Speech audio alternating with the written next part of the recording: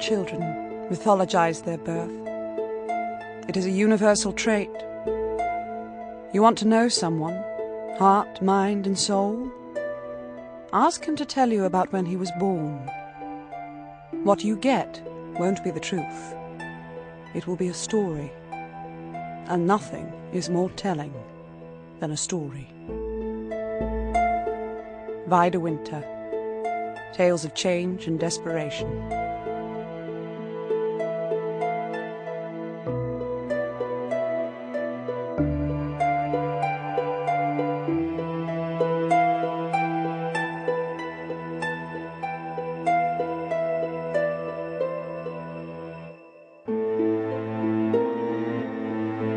Simon & Schuster Audio presents The 13th Tale by Diane Setterfield, read by Bianca Amato as Margaret Lea and Jill Tanner as Vida Winter.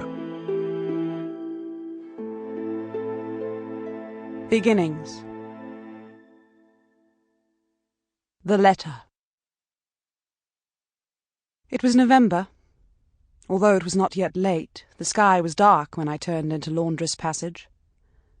Father had finished for the day, switched off the shop lights and closed the shutters, but so I wouldn't come home to darkness, he had left on the light over the stairs to the flat.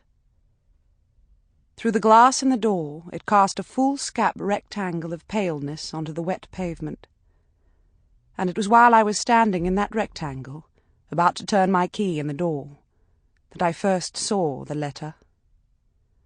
Another white rectangle. It was on the 5th step from the bottom, where I couldn't miss it. I closed the door and put the shop key in its usual place behind Bailey's Advanced Principles of Geometry. Poor Bailey. No one has wanted his fat grey book for 30 years. Sometimes I wonder what he makes of his role as guardian of the bookshop keys. I don't suppose it's the destiny he had in mind for the masterwork that he spent 2 decades writing. A letter. For me. That was something of an event. The crisp-cornered envelope, puffed up with its thickly folded contents, was addressed in a hand that must have given the postman a certain amount of trouble.